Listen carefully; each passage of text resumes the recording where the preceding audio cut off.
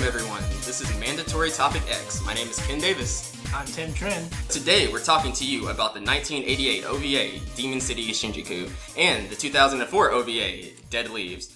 Be sure to visit our website, mandatorytopic.com. Do you have something you want to hear us cover? Email us at mandatorytopic@gmail.com. We're willing to cover pretty much anything. Just send us a challenge. You can also mention it on the Facebook page, for the record. So yeah, do you have anything you want to talk about, or do you just want to get straight into the stuff? We can get straight into it. Alright, so I guess the first thing we'll talk about is Demon City Shinjuku, or in Japanese, Makai Toshi Shinjuku. So this was a 1988 OVA, again kind of in the heyday of the OVA boom in Japan, directed by Yoshiaki Kawajiri, who's kind of an infamous anime director. He did a lot of kind of hardcore stuff that is largely responsible for giving anime the kind of impression it had in the early to late 90s, like being really hardcore and over-sexualized. He did Ninja Scroll. Have you ever seen Ninja Scroll? I haven't, but I've tried to remember that name, and now that I remember it, I'm going to watch it. Yeah, it's like really just violent and over-sexualized. So he wrote, directed, and designed all the characters for that. Yeah, all of his stuff is just notoriously violent and stuff. So this was based on a novel by Hideyuki Kikuchi, also named Demon City Shinjuku. That was released in 1982. Kikuchi also wrote Vampire Hunter D and Wicked City, which, when they were turned into anime movies and stuff, they were also directed by Kawajiri. Those things were a lot more violent than Demon City, whatever. I'm leaving that in. Demon City Shinjuku, because Demon City Shinjuku was actually a lot more tame than I expected it to be. I really came into this expecting to see the full Kawajiri with all of his decapitation and rape and tits everywhere, but that didn't really happen. This movie was pretty PG-13. There's a little bit of nudity, but other than that... I agree. So yeah, this movie has pretty much the generic anime plot. It's about some demon dude who's trying to destroy the world because he went evil. It's not particularly original or inspired, but I think it kind of comes to be more than the sum of its parts in that regard, because it was pretty interesting. And I was relatively involved in the story the entire way through. I won't say that I was like compelled. And in fact, I'm not quite sure that I can sincerely say that I enjoyed this movie, but it wasn't as boring as the story summary may lead you to believe. So it's about, like I said, this demon guy, and he's battling this other...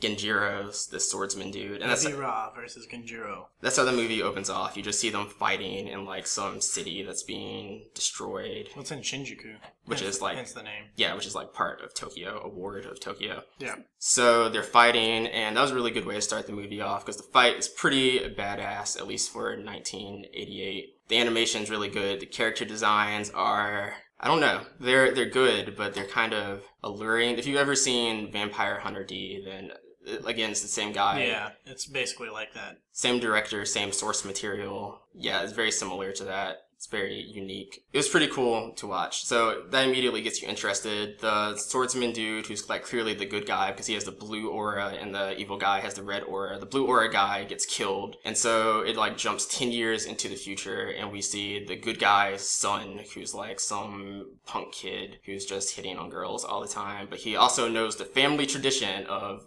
Gimpo. Was that what it's called? Kempo.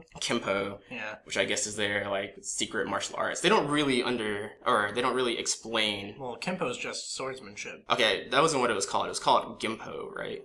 Let me see. Well, there was like this special thing, but I don't think it was like exclusive to them. It was just like this force, like this magical force that you had to master or something like that. Yeah, I think that was called Gimpo. So he's learned how to use like the special blue aura magical force that his dad also knows how to use. So he's just kind of living his life. But then one day, the president of the United Federation, or whatever the world organization is called in this movie, who's a Japanese guy, he gets captured in some demon trap. And then later that day, our hero, his name is Kyoya, he gets contacted by his father's master, and his father's master explains that his father and the demon guy who his father was fighting at the beginning of his movie, they were both students of the same master, but the evil guy became evil because he was jealous and other generic story reasons. And so he decides to destroy the world because he becomes ensnared in his evil plans. And now it is up to our hero, Kyoya, to save the day because the master, who should still be a lot more powerful than Kyoya, he's busy trying to save the president of the earth because without the master's powers, the president of the earth is going to be ensnared by the demon trap. And it takes all of his concentration, and he just barely has enough energy to talk to Kyoya. Okay. So that doesn't make any sense. Well, the master actually mentioned that both of his students actually surpassed him. He does mention that, but it still seems as if he believes himself to be a lot more powerful than Kyoya, and he thinks he has a better chance of beating him than Kyoya. Or they could combine their forces and work together to defeat him, which would maybe. Like... So the master's reasons for not helping are just that he has to protect the president of the earth from being killed, because the master thinks that if the president of the earth is killed, all hope for humanity is lost. Because the president of the earth, they established, has done a really good job at bringing humanity together, and he brokered peace between Palestine and Israel, which is, I guess... Sounds like everything. And then he rides in on a space shuttle. Oh yeah, that's true. That was pretty badass. Holy crap, what is wrong with this guy? Even so, even despite how awesome he is, it doesn't make sense to say that, oh no, if he dies, then our hope at world peace is over. Humanity, we haven't had a savior of that kind in the real world, and we've done just fine. So this guy is saying it's more important that he protect this one man than to ensure the survival of the human species, which is just dumb. Clearly there just for the sake of getting the main character to be the one, carrying the majority of the fighting. Anyway, so the main character is being kind of a dick, and he's like, you know what, I don't care if the world gets destroyed, whatever. But then a pretty girl, who is the daughter of the president, asks him to help, and he just can't say no to that pretty face. So off they head to Demon City Shinjuku to stop the evil guy whose name is Rebi Ra, which is a pretty damn cool name. Well, actually, she wanders off by herself. And then he chases after her. Yeah. Well, he goes to save her. Man, that was the stupidest thing ever, though. If not for him having a change of heart, she would be dead. Yeah, actually, I was kind of surprised at how undangerous the city was. She was still alone a lot of the time, and she seemed to do fine. I don't know. I guess. Seemed pretty dangerous. Not really. Even that little kid lived there. They run into a little kid later. Yeah, he's showing them around. Though. Yeah, that's another thing that kind of bothered me. If the city is so dangerous and it's apparently not difficult to enter, because even this helpless little girl, I guess she's not little, she's 16, 18 something, this helpless girl is able to wander in. Why don't these people just leave? If it's really that dangerous, why is this street smart kid living there? Why is this old lady living there? Well, there was barely anyone there, though. There weren't many people, but still, out of the people who were there, why would they even... There'd probably be a benefit. There's no government there. And there's no police officers or anything like that. So if you want to commit crimes and you're willing to risk it, then, why not? Yeah, I guess. It's like a haven for criminals. Yeah, that's true. So the girl gets into the city, and then she gets tricked into associating with some criminals, and then they almost rape her, which is the mandatory Shinji Kawamori rape scene. But it doesn't actually go down, unlike in all of his other movies, because the hero is able to save her, and yada yada yada. So the rest of the movie is basically just the demons that Rebi Ra controls trying to take down Kyoya before Kyoya can get to Rebi Ra, and they have their little final showdown. So again, the story isn't really that new. The story progression isn't that interesting. It's really just about kind of the atmosphere and the fight scenes. And even in between the fight scenes, there's a lot of downtime that, frankly, I was pretty darn bored by. You get bored by everything, Kendall. I do get bored by everything. Things need to capture my attention. Don't take it for granted that I'm interested in what you're doing. You need to entertain me. That setting was cool, though. Didn't you you did mention the atmosphere, but that was good enough for me. Wandering around this, abandoned city with all these demons and crap around. There weren't that many demons. There were 4 demons total. But you also have a bunch of supernatural crap going on. And was there a bunch of supernatural crap? Remember those guys always, if you screw up, you basically get sucked into, a dark void? That was kind of underexplained, but I was under the impression that dark void was just one of the demons that shows up later, because after he kills that demon, that stops happening, and that demon used the same type of power. I don't know. His void was a different color, so there was some ambiguity there, but... I just wasn't bored by it. I thought it was cool. Speaking of that demon in particular, I think that was the best fight scene in the movie. The one where they're on the train. Yeah, when they're on the train, this demon kind of kidnaps one of the little kid that they've been kind of following around. And so the main character is fighting him. The main character and his father as well use this wooden sword. They're different wooden swords, but they're the Japanese training sticks. They're not kendo sticks, because the kendo sticks are round. But if you've ever seen an anime that involves fighting with a wooden stick, then... They're wooden katanas, basically. Yeah. So they're amplified by his spirit power.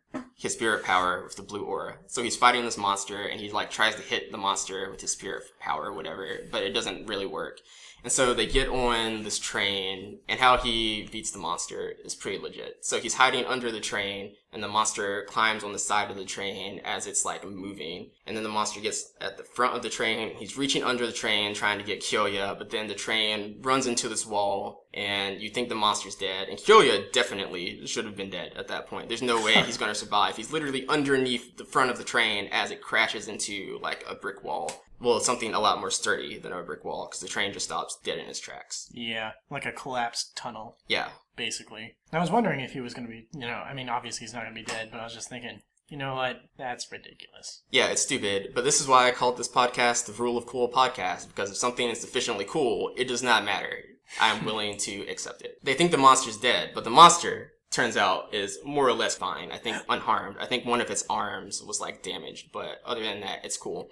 So Kyoya somehow, in true Dragon Ball Z fashion, just becomes stronger. Somehow he harms it. He like cuts it upwards, and so like part of its arm is kind of severed off, and there's like this blue energy like radiating from the arm, and the monster is clearly in pain. Yeah, the reason why he was able to do that before, I mean, he attacked the monster before, but... It was from the outside. Yeah. Okay. So when he gets captured and he's like being strangled by the monster, his sword is in... Okay, the monster has two mouths, and one of them is on his stomach. And so his sword is in the other mouth and on the stomach, and then that way he's able to send the energy in the monster, which I assume is why he was able to hurt it that time. Yeah, I guess that makes sense. So it wasn't necessarily, like a cheap cop-out. Like you're saying.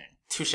Fair enough. I won't begrudge you for that one, movie. But then the monster steps onto like this electrified tract, and so the monster has this blue energy radiating through it, and it's also being electrocuted. And then the small kid, he comes by and he throws a grenade into the monster's mouth, and so it explodes. And so you have an electric, mystical explosion, and it was pretty badass. That was the highlight of the movie, in my opinion. Everything from there was downhill. Are you kidding me? Man. Well, I guess the end fight is a little anticlimactic. Oh, that's extremely anticlimactic. But, I don't know. It was still cool. I really liked the atmosphere. That graveyard scene? Well, the park scene. That was really boring. You like that, really? That was cool. I was bored. Are you kidding me? I don't like things like that. It's almost supernatural. I just didn't care. I don't know. I guess we're going to continue going through the story. Get to it. I mean, we don't really need to. I was just like pointing out the interesting things that happened, but that was kind of the last interesting thing that happened to me. Oh, and we can't forget Mephisto. Mephisto is this badass motherfucker, or he's like the cliche badass anime type motherfucker character. He has like the red trench coat, just like Vasher Stampede's trench coat. I wouldn't be surprised if Vasher Stampede's like character design was almost entirely lifted from Mephisto. Well, I mean, Mephisto was completely uninvested though. He's not a good guy. He's just watching. Yeah, I'm not saying he was like a good guy. I'm just saying he's like the generic anime cool guy. Yeah, I mean, he was kind of cool though. Yeah, sure. Actually, I take it back. Highlight of the movie was, so Mephisto's fighting this demon lady, and like she tries to harm him by like spitting sulfuric acid at him. Oh man, that was good. So like during the course of the fight, when it ends, she like has him wrapped around in her body because she's like a snake lady, and so she's like, haha, looks like it's over. And he's like, not quite. He grabs some alcohol because they're fighting in a bar, and he like forces it down her throat, and he's like, do you know what happens when you mix alcohol with sulfuric acid? And he runs away, and then she explodes. That was pretty good. That was good. Also, during that fight, I take this back. Once again, this is actually the best scene. When he starts attacking her, he like jumps onto a pool table and he accidentally kicks the cue ball, and then he gets a perfect break because all the balls just go into the right hole. It's like, damn. It was like a 2-second scene. It was completely unnecessary, but I laughed. It was really good. He also fights with exploding scalpels, which I don't know how I feel about that. Make them appear in his hand. Pretty crazy. Yeah, kind of like Ninja Kunai in Naruto. They just kind of flick their wrist and they're there. Well, yeah, but they're like magical though. Are they magical? That's what I saw. I didn't see any magic. He just made them like appear in his hand. I just assumed they were up his sleeve. I don't know. That trench coat. Well, maybe. I don't know. Maybe I'm wrong about that. But regardless, it was pretty cool. He could like throw them hard enough to like break concrete and stuff. It was pretty cool. His entire character was pretty unnecessary, though. Yeah, it would have been cooler if he had like a bigger role in the plot, I guess. He seemed like one of those things in which he was just there because it was in the book and they couldn't leave him out. But if this had been like scripted as a movie from the get-go, he wouldn't have been there at all. Maybe. Well, it's good that he was there, so there you go. Speaking of unnecessary things, do you remember that laser ring the girl had? Yeah. That seemed kind of pointless. It would have been cool if they would have used that more as well. Yeah, I thought they were going to since they brought it up again with when they glitched the little kid, but Yeah. they just kind of ignore that. So, again, he goes through these, like, trials and tribulations with these demons, and Mephisto beats one of them. And then, finally, it gets to the final showdown with Rebbe Ra. They fight, and it's a pretty good fight, and then the main character gets beat, and he gets thrown off the building, but he's able to survive, like, this 200-foot fall. And then he finds a sword that his father used, and apparently, before his father died, his father put all of his life energy into his sword. And so now that Kyoya picks up the sword, he becomes Super Saiyan Goku. And he shows up, and Rebbe Ra is like, where did you get this power from? And Kyoya is just like, hiya! And it's the most anticlimactic thing ever, because I was prepared for like a showdown of two highly powered equals, but Kyoya beats him in one swing. And that swing looked really cool, was very well animated, but I was not prepared for the movie to be over. Yeah, that was kind of lame. I don't know, it just wasn't as fun as it could have been. I still don't see why you don't like that park scene. Like, okay, so the first time that Kyoya encounters Rebbe Ra, he captures Kyoya, or he at least like puts him in a trance, and then he's in this park, which has obviously been destroyed, but he's experiencing it from the point of view of someone who would have been there before Rebbe Ra, like, destroyed the place. So it was actually just like a normal park. And two other characters, the president's daughter and that little kid from before, are like exploring the park, and they have to deal with like these angry spirits who are just there, and they haven't left, and they're just haunting the place because they died in a horrible way. That was really cool to me. I guess I just like the supernatural stuff. You know what I mean? I don't know. I feel you, but I disagree. There was no fight scene in there, and I didn't care. Well, I mean, he was gonna, like, that was another example of that girl not being totally useless, for one. Since she, like, calms the spirits down, and they basically, like, dissipate or whatever. Yeah, but I didn't like that girl, and I didn't need her to be useful. I would have preferred that just had been settled with the fight. You don't like her? No, she was kind of unnecessary. She was dumb, but... She was dumb.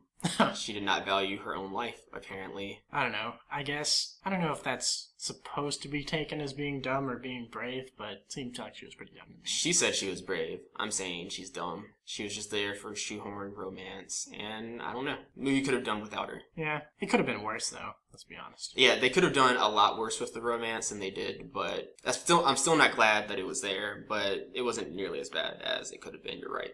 I don't know. I liked your character. I liked the little kid's character enough. If they were going to have extra characters, then the little kid and Mephisto were fine. I didn't need the girl. I thought they were all pretty good. I wanted to see the Master fight at some point, but he just stays out of it because he's busy protecting the president because he has shitty priorities. Yeah, that would have been cool. Oh, well.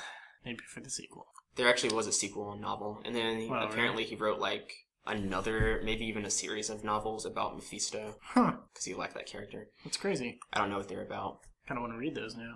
I'm not gonna, but... Then I guess you don't want to. I mean, I want to, but I'm just being realistic here.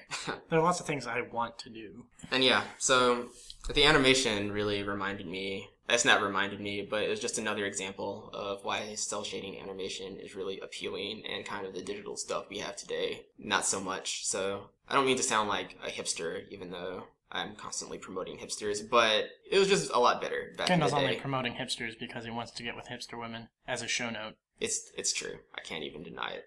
But I don't know any hipster women, so it's kind of a faulty plan. It's kind of pathetic, actually, but it's okay. You know what?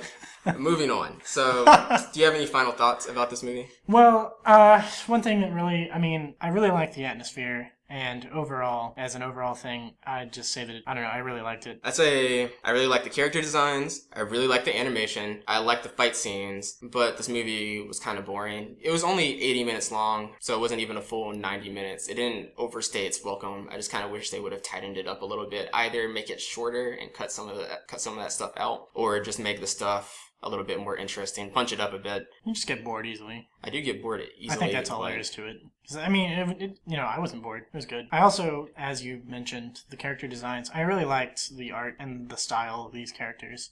Not just like the main characters, but everything in the movie was kind of, it was distinctive, which I liked. Yeah, it kind of looks like Kawajiri's other stuff, but maybe we'll talk about that another day. So, alright, I guess we can move on to Dead Leaves.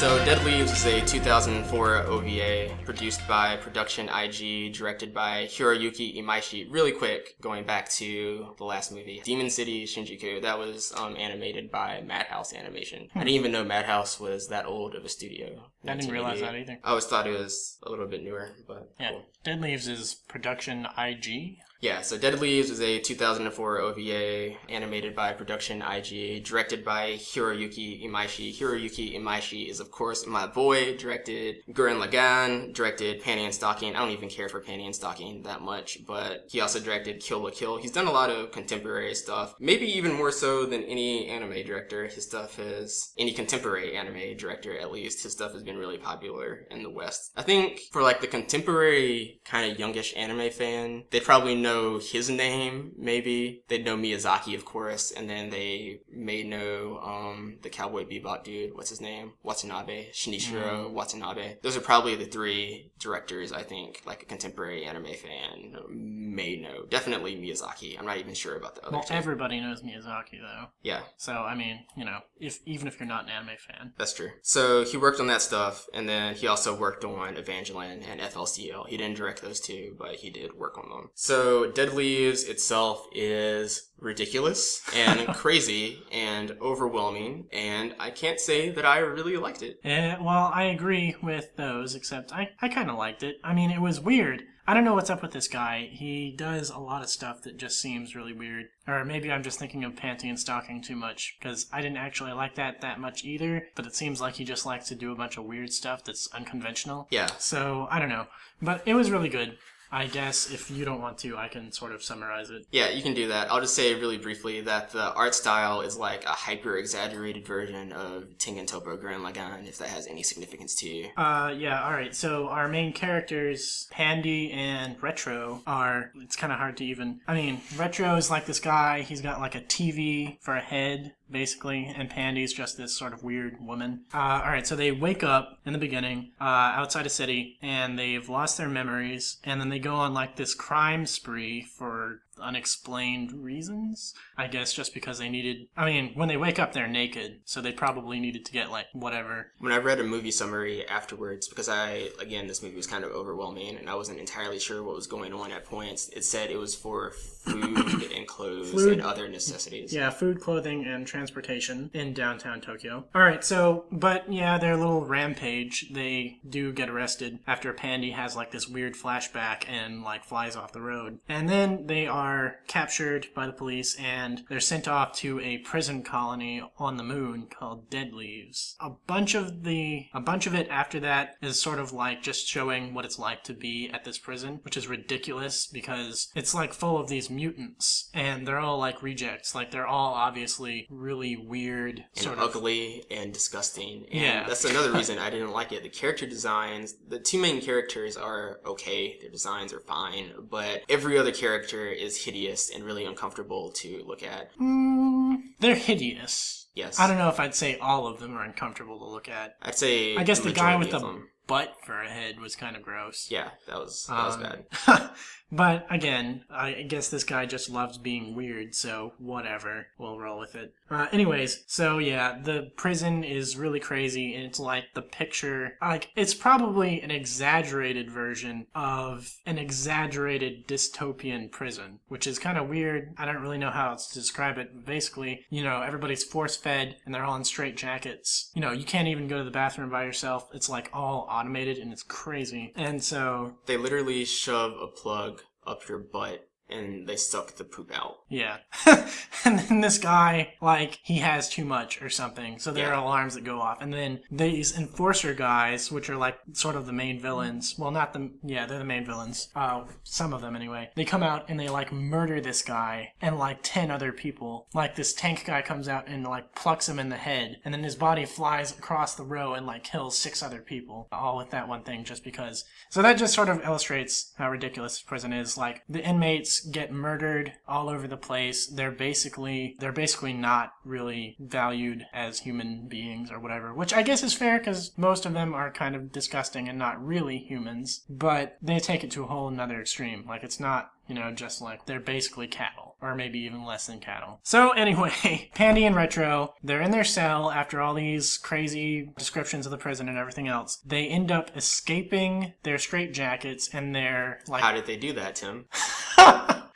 Well, they have, like, this crazy sex. What kind of sex, Tim? I don't even know, because that was confusing to me, because the front part of Retro was all bound up, right? So, like, how could they even have sex? Like, how is he gonna... He used the butt plug, right? Well...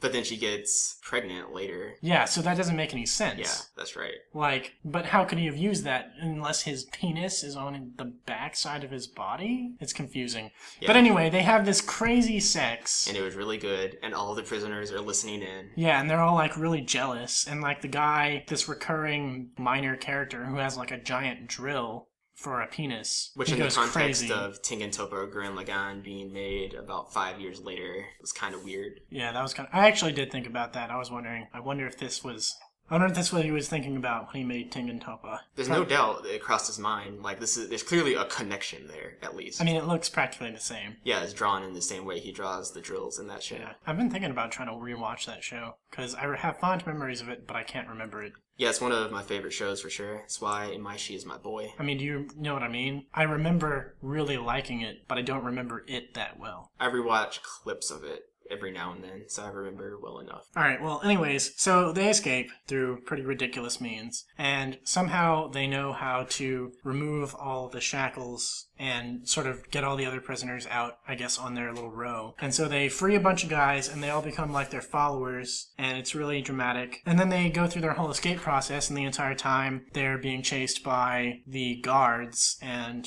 like, robots and stuff in Dead Leaves in the prison. And that turns out to be a pretty sort of drawn-out process, which is basically the entire rest of the anime. Well, okay, so after they get past all the guards and everything, which include the 2 villains we've had up to this point, there's like this final villain, and I was actually kind of confused. I didn't really know what was going on, but basically Pandy and this woman who, like, runs the prison have this thing, like this grudge or something. It wasn't really explained at all. Anyway, she's the final villain. Pandy and her have their fight, and it's pretty ridiculous. And then she gets killed by Pandy and Retro's baby, which was ridiculous. I mean, I love that thing. It, like, grew up in, like, 5 minutes or something like that. Yeah, so she gets pregnant, and then, like, an hour later, she has a baby, and then it's, like, an old man in, like, 10 minutes. But it's, like, ridiculously powerful, too. Yeah. Like, it's the reason why they all are able to escape.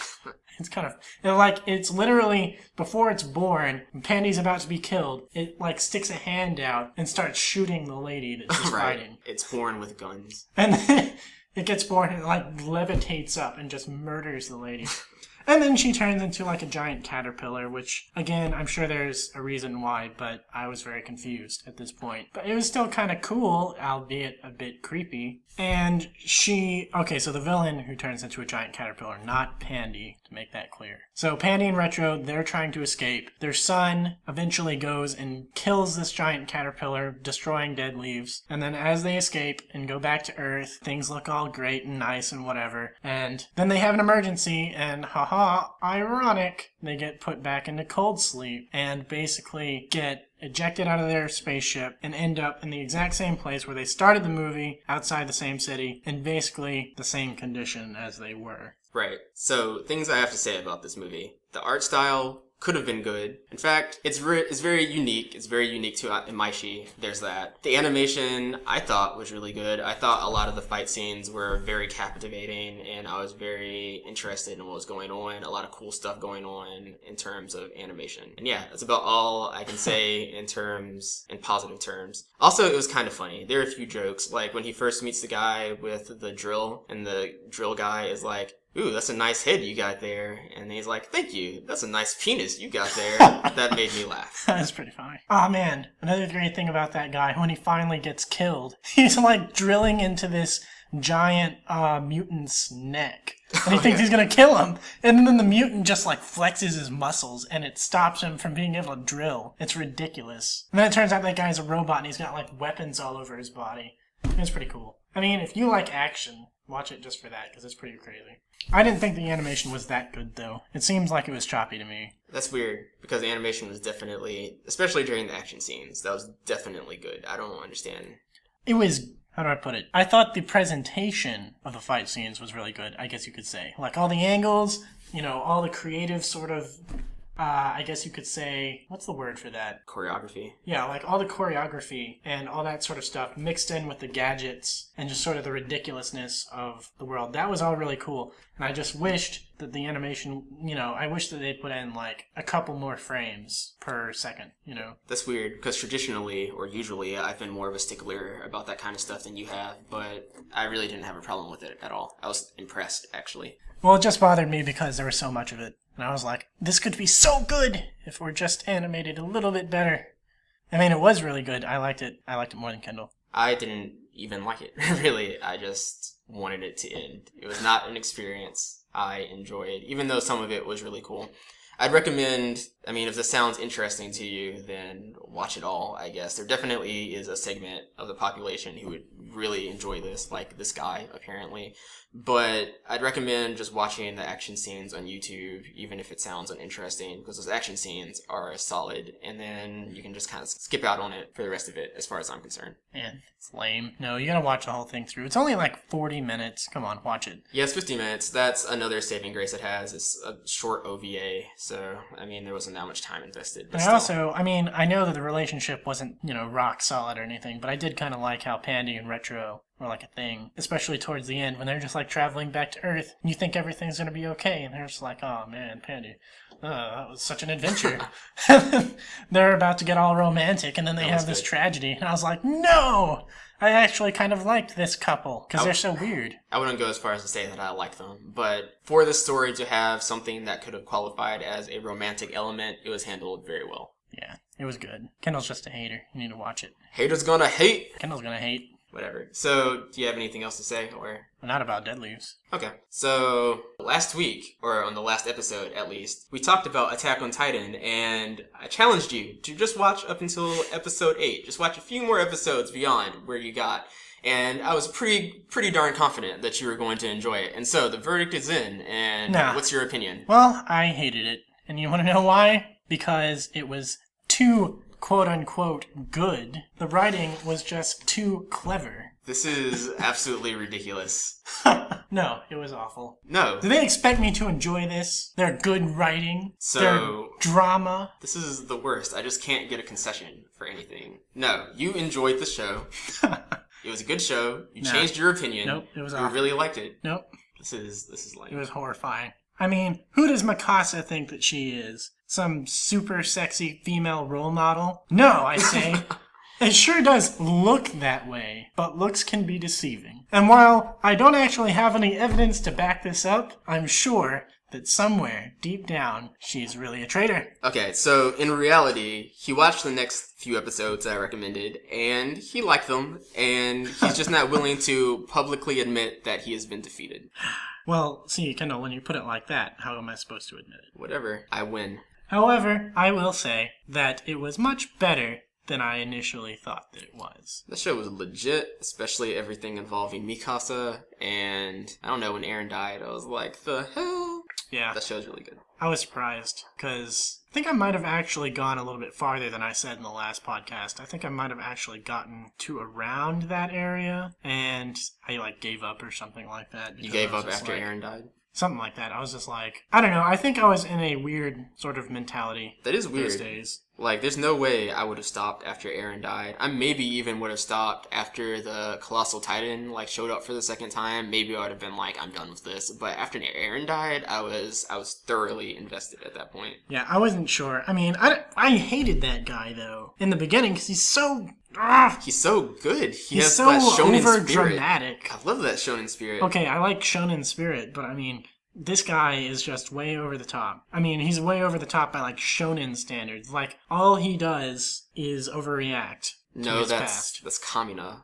I think Eren is Kamina a was pretty great. realistically portrayed human. Kamina was great because he was just like, ah ha ha, we're just gonna go and be crazy. He wasn't, like, trying to be all serious. No, Eren was just like, I'm gonna kill all the Titans. Because they're terrible. They are terrible, but I mean... Come on. You're unreasonable. I don't find his anger attractive. His anger is just annoying. His anger was good because it was justified. I mean, it might have been justified, but it was still too much.